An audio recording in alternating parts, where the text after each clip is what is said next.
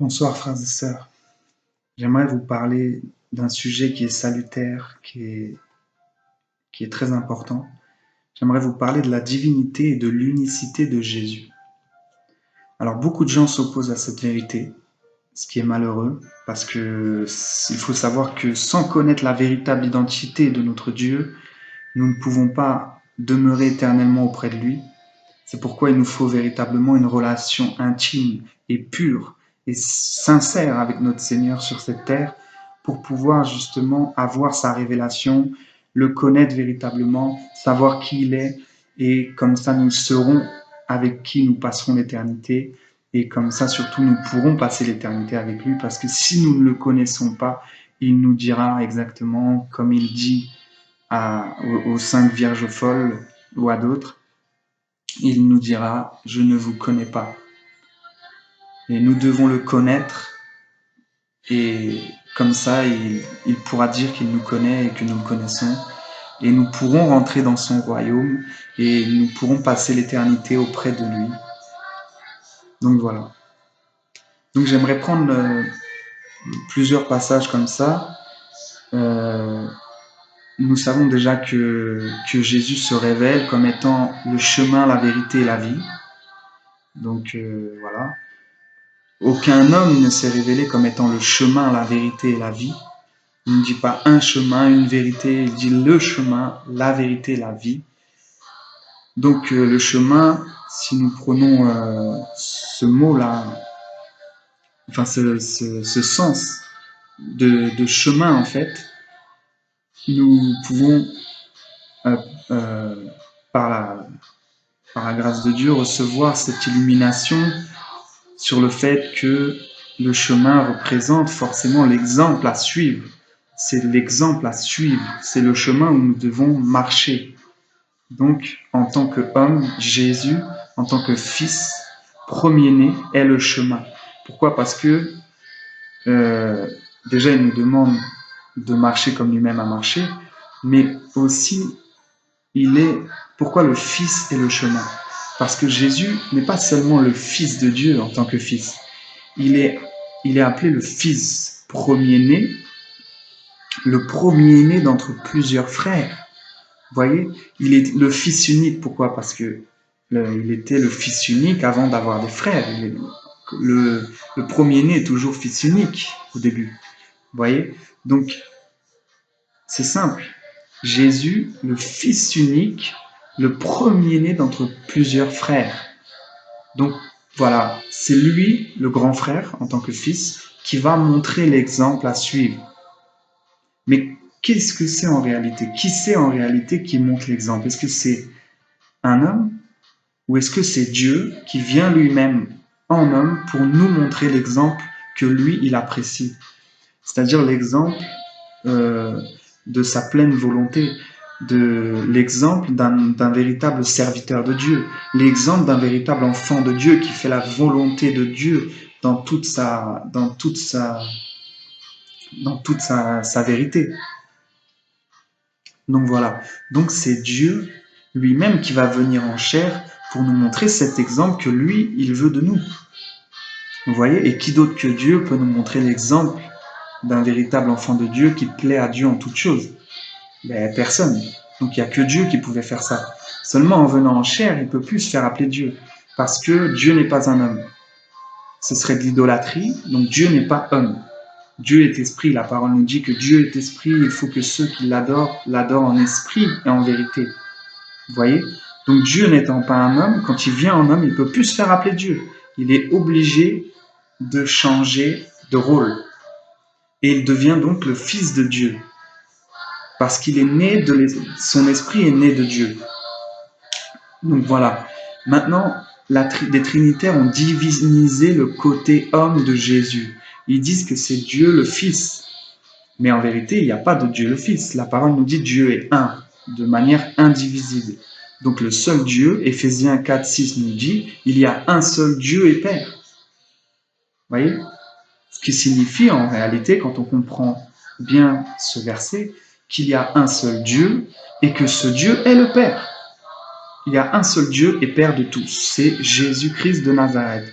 Nous allons le voir. Donc voilà, il n'y a pas de Dieu, il n'y a pas trois dieux, il n'y en a qu'un. Il ne peut pas y avoir Dieu le Fils, puisque Dieu est unique. Il dit lui-même dans l'Ancienne Alliance qu'il ne partagera pas sa gloire avec un autre, qu'il ne donnera pas sa gloire à un autre. Vous voyez? Donc voilà. Donc Dieu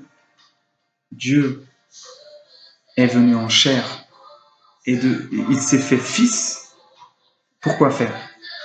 Pour plusieurs raisons. Mais la plus grande, c'est bien sûr, pour sacrifier un être pur, un corps pur, afin de verser le sang pour le rachat des péchés de tous ceux qui croient. Donc voilà. Donc, forcément, Dieu, en tant qu'esprit, n'a pas de sang. Donc, s'il voulait satisfaire sa justice, il devait venir lui-même, parce que Dieu, regardant sur la terre, voyant qu'il n'y avait aucun homme qui était capable de pouvoir payer le prix des péchés. Parce que bien sûr, pour payer le prix des péchés par son sang, il faut être soi-même saint. Il faut être pur, il faut que ce sang soit pur, il faut que la personne n'ait pas de péché. Or, la Bible nous dit que tous ont péché et sont privés de la gloire de Dieu. Donc, aucun homme ne pouvait répondre à Dieu pour cet appel, pour cette mission. Donc, Dieu viendra lui-même pour, donc premièrement, comme on vient de le voir, verser son sang. Donc, il doit se faire homme pour verser du sang. On est d'accord?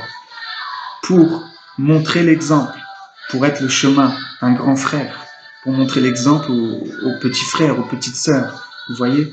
En montrant l'exemple, qu'est-ce qu'il est obligé de faire? Un bon exemple d'un serviteur de Dieu, le bon exemple d'un enfant de Dieu. Qu'est-ce qu'il doit faire? Il doit prier le Père.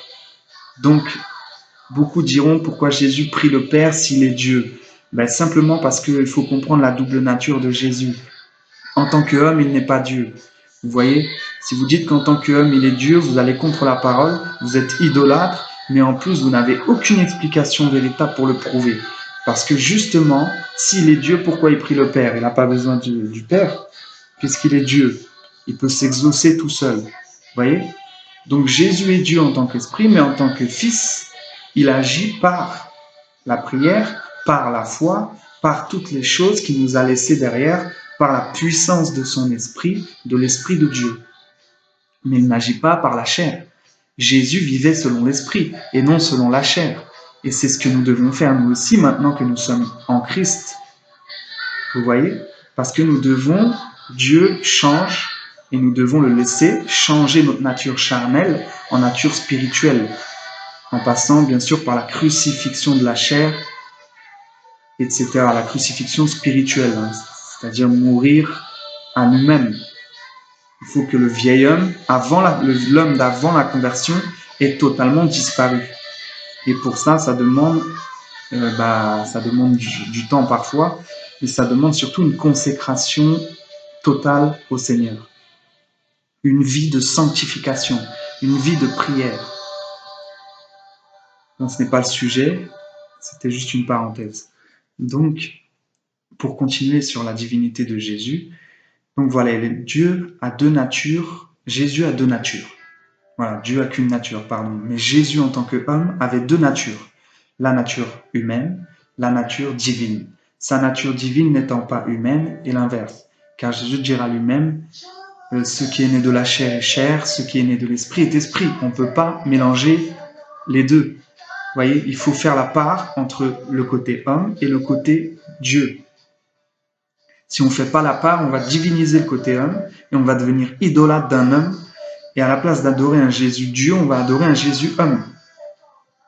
Vous voyez? Donc, c'est pas possible. Maintenant, pour fermer cette parenthèse, j'aimerais maintenant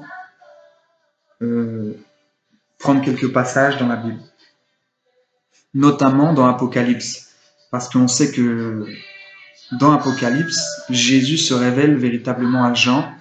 Et normalement, du moins pour moi, et selon Dieu bien sûr, ces passages suffisent à révéler pleinement la nature de Jésus. La nature de Jésus une fois ressuscité.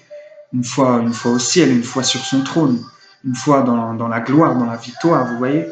Jésus est le Dieu véritable et la vie éternelle, nous dit 1 Jean 5,20. Il se révèle ici comme étant le Fils de Dieu et le Dieu véritable, la vie éternelle. Vous voyez, ici, on nous révèle la double nature de Jésus-Christ.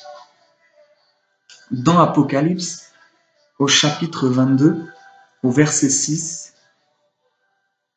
Jésus, qui révèle l'Apocalypse à Jean, dira, il est écrit, le Seigneur, il est écrit ceci, le Seigneur, le Dieu des saints prophètes, a envoyé son ange. Au chapitre 13, il est écrit « Je suis l'alpha et l'oméga, le commencement, le premier et le dernier, le commencement et la fin. » Au chapitre 22, au verset 16, il est écrit, au verset 13, il est écrit « Je suis l'alpha et l'oméga ». Au verset 16, il est écrit « Moi, Jésus, j'ai envoyé mon ange. » Donc celui qui se révèle comme étant l'alpha et l'oméga, au verset 13, comme étant le Seigneur, le Dieu des saints prophètes, au verset 6, se révèle au verset 16 comme étant Jésus. Vous voyez?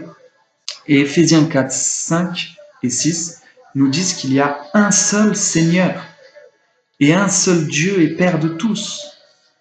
Vous voyez? Et c'est le même, puisque au verset 6 d'Apocalypse 22, il nous dit le Seigneur, le Dieu des saints prophètes. Donc le Seigneur et le Dieu sont les mêmes. C'est le même être. Si vous voulez, la même personne. Je préfère dire le même être. Vous voyez, le Seigneur et le Dieu. Et il y a un seul Seigneur, Jésus. Un seul Dieu et Père de tous, Jésus. Un seul baptême, celui de Jésus. Un seul esprit, l'esprit de Jésus. Un seul corps, le corps de Jésus. Vous voyez, il n'y a que Jésus. Jésus est tout. Il est tout. Il est le seul. Il n'y a pas d'autre Dieu que lui. Il est le Dieu véritable. C'est lui, c'est Jésus. Vous voyez, le chemin, la vérité, la vie, la porte, le bon berger. Vous voyez, la pierre rejetée par ceux qui bâtissaient. C'est Jésus. C'est lui le rocher sur lequel nous devons nous appuyer. Le rocher sur lequel nous devons bâtir notre maison. Vous voyez, c'est lui. Il est le grain de blé qui a été semé. Et si le grain de blé ne meurt, il ne porte pas de fruits. Vous voyez, le grain de blé, c'est Jésus. Et il est mort. Et il a porté du fruit. Et nous sommes les fruits de Christ. Vous voyez? Oui, ce verset a deux sens. Mais moi, j'aime bien ce sens-là. Le sens principal. Celui qui dit que le grain de blé, c'est Jésus qui a été semé en terre et qui est mort et qui a porté beaucoup de fruits. Alléluia. Que son nom soit béni. Frères et sœurs.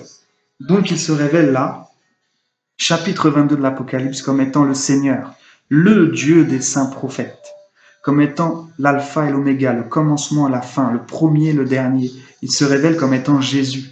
Et voyons maintenant, je vais lire un passage dans Apocalypse 21, à partir du verset 6 jusqu'au verset 7. C'est Jean qui parle. Et il me dit aussi, tout est accompli. Je suis l'alpha et l'oméga, le commencement et la fin. À celui qui a soif, je lui donnerai de la source d'eau vive gratuitement. Celui qui vaincra héritera toutes choses. Je serai son Dieu et il sera mon fils. Voyez la parole de Dieu?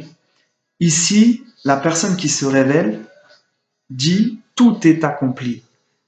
Donc, c'est ce que Jésus a dit sur la croix. La même personne va dire « je suis l'alpha et l'oméga, le commencement et la fin ».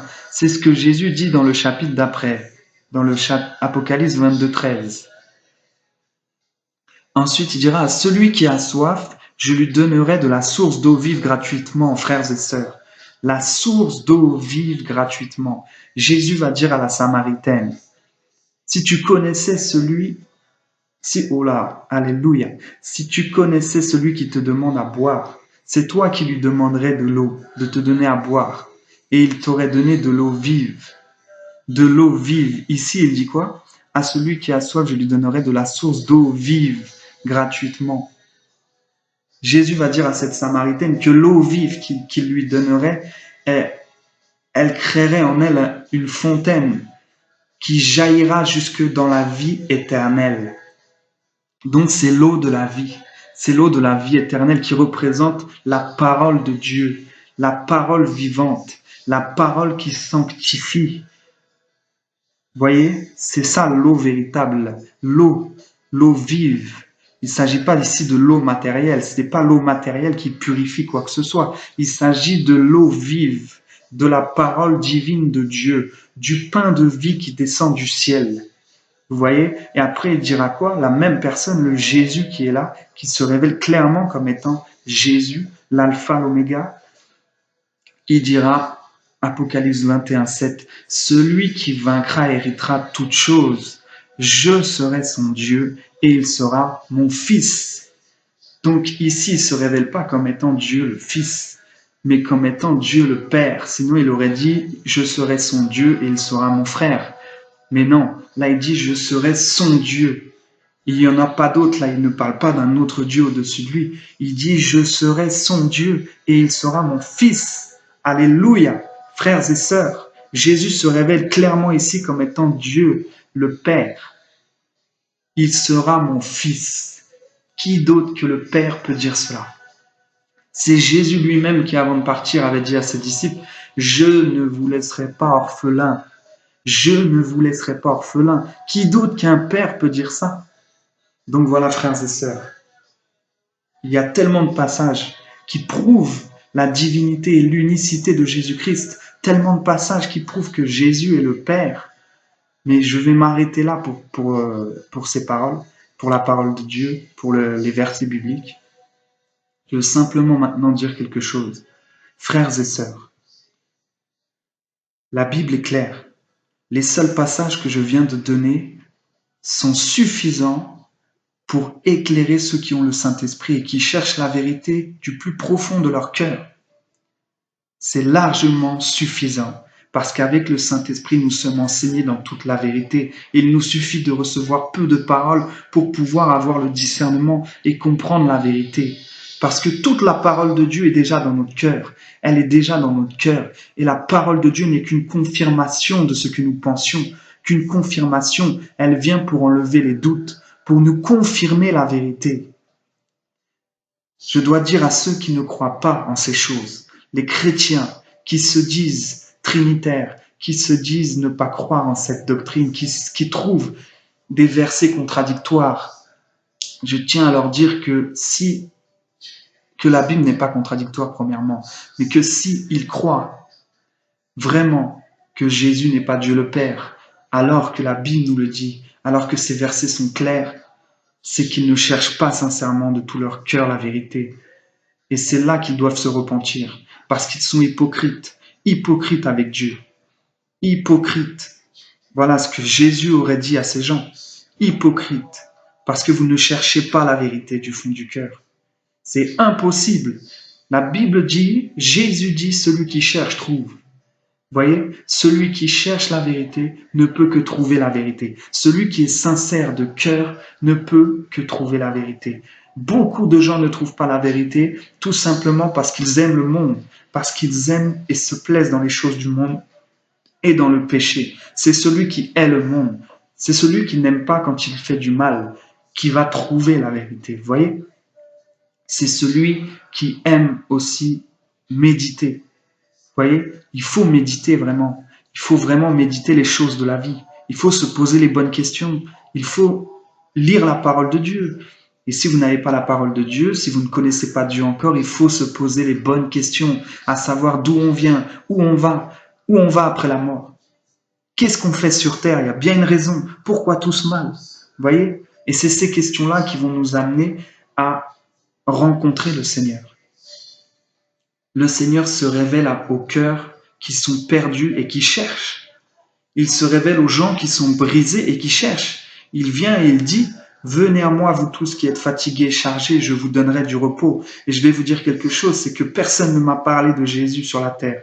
Jésus s'est révélé à moi alors que j'étais païen et je n'ai eu besoin de personne pour cela. Ça veut dire que celui qui cherche la vérité véritablement dans son cœur, même s'il est seul dans un désert, Jésus se révélera à lui. Donc on ne peut pas en vouloir au Seigneur pour quoi que ce soit. Alors maintenant, c'est la même chose pour ceux qui se disent chrétiens et qui cherchent la vérité, la pleine vérité sur l'identité de Jésus. C'est la même chose. Celui qui cherche, peu importe, même s'il n'y a personne pour lui dire, celui qui cherche de tout son cœur aura la réponse parce que Dieu répond à ses enfants. Dieu parle. Il est revenu sur terre, c'est pour rétablir une relation directe avec tous ceux qui ont la foi. Si nous croyons en lui, il se révélera. Voilà, frères et sœurs. Et j'aimerais passer un dernier message pour dire que c'est vraiment important parce que beaucoup de gens essayent d'œuvrer, beaucoup de gens essayent de faire des choses, beaucoup de gens vont dans les métros prêcher et ne peuvent rien faire, n'ont pas la puissance de Dieu. Ils y vont à chaque fois, ils parlent bien, mais il n'y a pas de puissance, pas de guérison, pas de miracle, pas de conversion authentique. Il n'y a pas tout ça parce qu'il n'y a pas la réelle identité de Jésus. Si vous voulez des conversions dans votre famille, si vous vous demandez pourquoi il y a des maladies dans vos familles, pourquoi vous êtes malade, pourquoi vous avez des problèmes, pourquoi vous pleurez pour des choses que vous faites de mal, pourquoi vous pleurez parce qu'on vous fait du mal, parce qu'il vous faut le véritable Jésus. Il vous faut la véritable identité de Jésus-Christ. C'est lui qui se révélera à vous et avec lui, vous aurez la puissance sur toute la puissance de l'ennemi. Vous aurez le pouvoir sur la maladie. Vous aurez le pouvoir sur le péché. Vous aurez le pouvoir sur la souffrance charnelle. La seule tristesse que nous devons avoir, c'est celle qui est de Dieu, celle qui produit la repentance et celle qui est pour les âmes qui se perdent chaque jour. Et cette tristesse doit nous mener à l'amour véritable afin de consacrer nos vies pour le monde, de consacrer nos vies pour Dieu et pour les autres. Parce qu'il n'y a pas de plus grand amour que de donner sa vie pour ses amis. C'est là qu'il faut intercéder dans la prière chaque jour en renonçant à nos envies, nos désirs. Frères et sœurs, une simple parenthèse. Au nom de Yeshua. Maintenant, je vous dis, si vous voulez la puissance de Dieu dans votre vie, si vous vous demandez pourquoi vous n'arrivez pas à quitter le péché, si vous vous demandez pourquoi vous avez des problèmes dans vos familles et qu'il n'y a pas de conversion, que Dieu ne touche pas vos familles, c'est parce qu'il vous faut le nom puissant de Jésus-Christ, c'est-à-dire la véritable identité de Jésus, à savoir qu'il est le seul Dieu puissant et vivant. Il est le seul et unique Seigneur, et il n'y en a pas d'autre que lui. Il est le seul qui peut vous guérir, vous sauver, vous transformer, vous changer vos vies, vos cœurs. Il est le seul qui peut faire de vous un sacrifice vivant, un parfum d'adoration. Il est le seul qui peut faire de vous un vase d'honneur. Il n'y en a pas d'autre, frères et sœurs. Que son nom soit béni, au nom de Jésus-Christ de Nazareth. Et à bientôt si Dieu le permet. Amen. Soyez bénis et fortifiés.